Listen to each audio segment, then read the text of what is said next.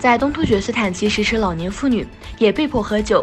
根据突厥斯坦通讯社报道，在东突厥斯坦克孜勒苏柯尔克孜州，柯尔克孜老年妇女被迫参加喝酒晚会。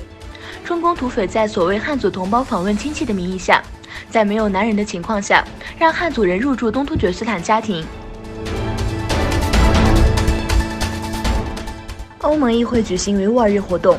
本月26日在欧盟议会举行的活动上，主要讨论了在欧盟议会建立东突厥斯坦友谊小组和更多关注东突厥斯坦等议题。俄罗斯建议中国再增购一批最新型苏35战斗机。俄塔什27日称，俄罗斯联邦军事技术合作局表示，我们期待中方对我们关于采购俄罗斯生产的现代化武器和军事装备的建议作出回应，包括增购一批苏35战斗机。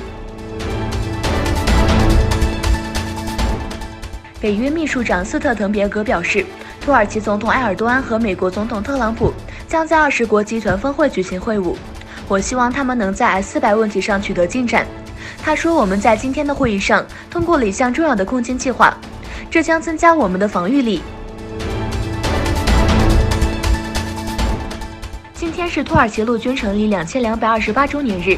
土耳其陆军是土耳其军队的重要组成部分。于公元前209年，匈奴大汗梅特汗建立了1万人骑兵的庞大的陆军部队，奠定了土耳其陆军部队的基础。热烈庆祝土耳其陆军成立2228周年。